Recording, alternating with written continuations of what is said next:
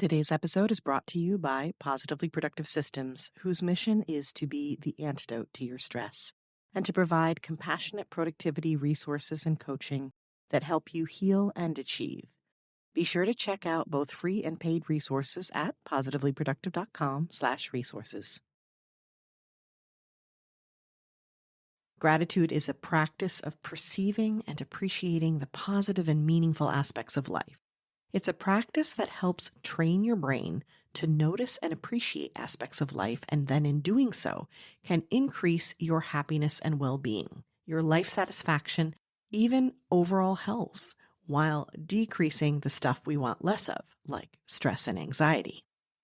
It's an essential practice for everyone, in my opinion at least, and I think the science is backing me up on this. And it's so simple to do, yet with such an incredible result. And if you struggle with anxiety or depression, you definitely don't want to be without it. You're listening to the Positively Living podcast. I'm your host, Lisa Zawrotny, founder of Positively Productive Systems and a productivity coach certified in positive psychology and stress management.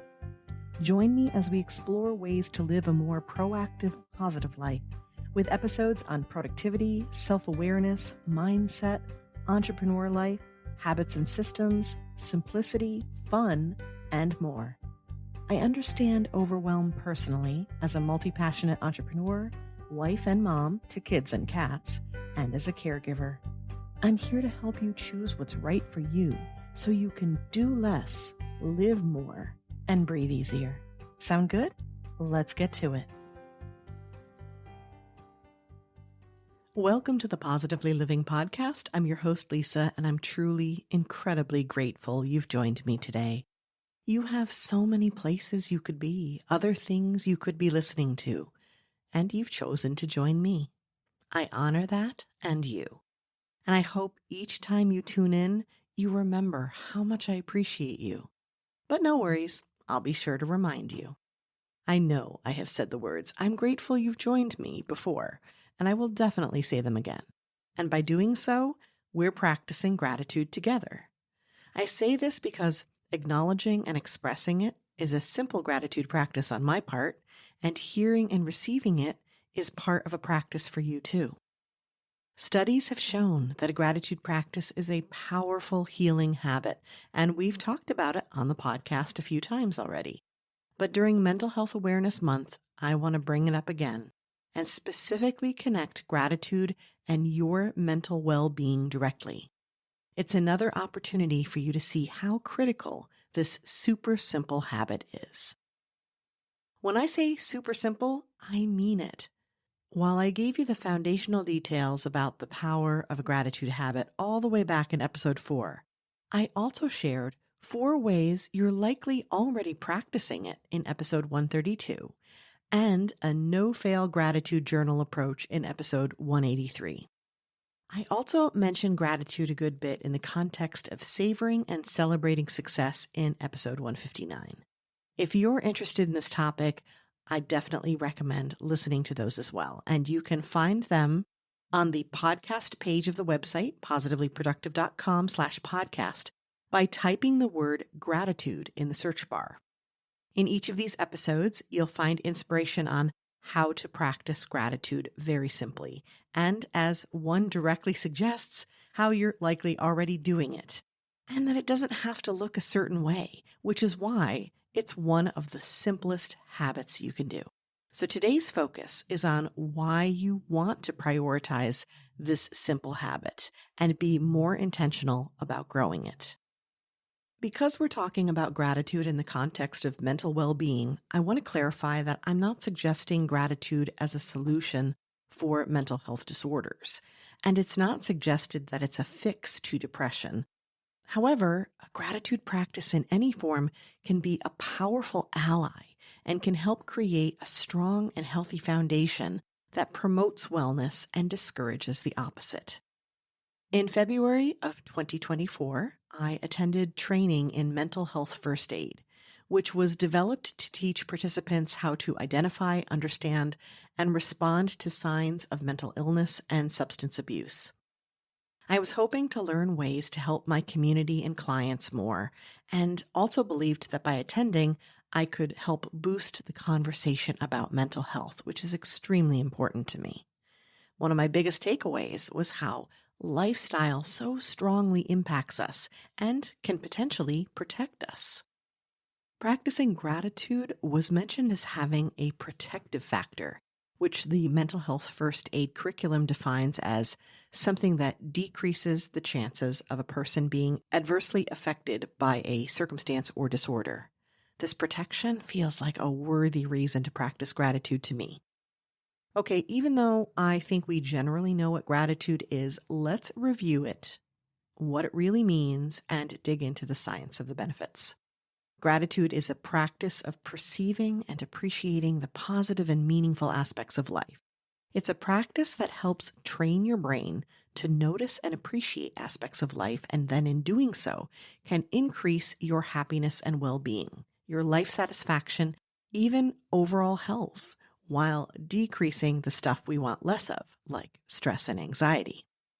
It's an essential practice for everyone, in my opinion at least, and I think the science is backing me up on this. And it's so simple to do, yet with such an incredible result. And if you struggle with anxiety or depression, you definitely don't want to be without it.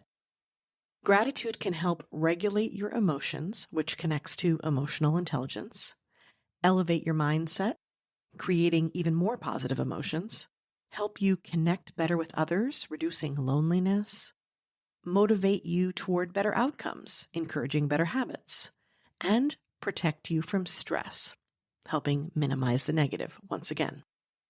Research has shown that consciously practicing gratitude can reduce feelings of stress and anxiety. In fact, positive psychology studies have found that a single act of thoughtful gratitude produces an immediate 10% increase in happiness and a 35% reduction in depressive symptoms.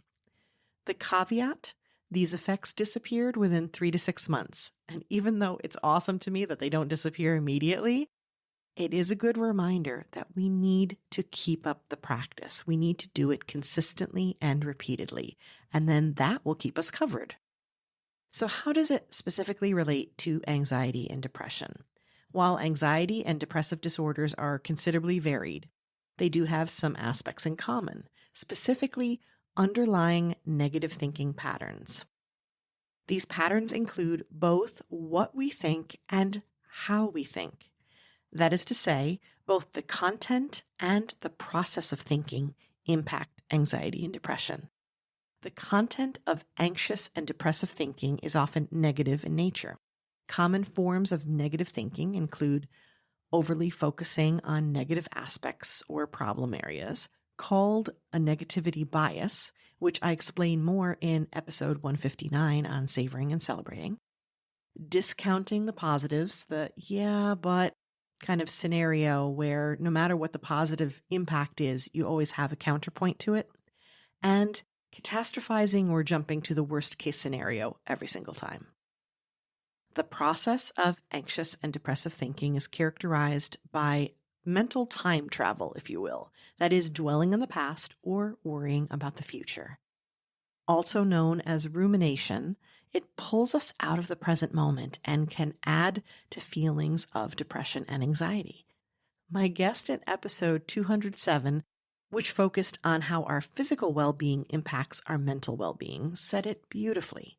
Depression normally lives in our past. Anxiety lives in our future. In fact, psychological research shows that the more present we are, the happier we tend to be, even when the present moment isn't pleasant or enjoyable. Consider that for a moment. The mere act of being present, despite how the present actually is, contributes more to our happiness. The bottom line is that rumination is a sneaky mental habit that zaps us of our joy, and that's also why gratitude can be so helpful to us. As I said before, gratitude can be a strong ally for us as we fight for our wellness. It creates a positive foundation and can potentially counteract the negative as well. When developing and changing habits, there's a technique called habit reversal training. It's used quite a bit with therapists. It's where you find a competing response. That is a competing habit. That's the opposite of what you are doing, or maybe incompatible with the original habit.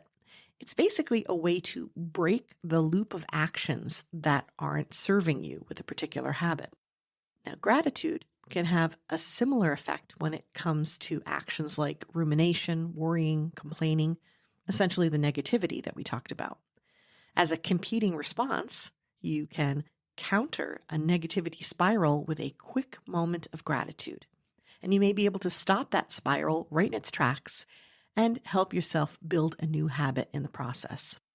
This moment of gratitude needs to be real, and it can be very small. It does not take away from the pain and struggle that you're feeling. It does not negate reality. It simply helps disrupt the negative focus and bring you to the present, which I just mentioned is so powerful in terms of our happiness. And with all that, are you ready to start or restart a simple gratitude practice to help support your mental well-being? I am here to cheer you on for sure with this, and I have a few ways to support you. First, you'll want to check out the show notes for the previous episodes I mentioned and give them a listen. Next, head to the resources and favorites page of the website, positivelyproductive.com/resources, to find something called the Positively Grateful Series Bundle. This is a collection of resources I've created over the years, including a gratitude workbook, a video workshop, and a library of short video stories illustrating so many others who've practiced gratitude and are sharing the benefits it's had for them, as well as how they've specifically practiced gratitude. I interviewed these guests years ago, and in many ways, the collection is like a precursor to the interviews on the podcast, so it has a special place in my heart, and I think you'll really enjoy these stories. This bundle is $5 suggested investment because I believe the gift of gratitude is so precious to us, and I want to ensure that those resources are attainable despite budgetary restrictions. As always, if you have any questions or feedback, I welcome it, I encourage it, and I look forward to spending time with you again in the next episode.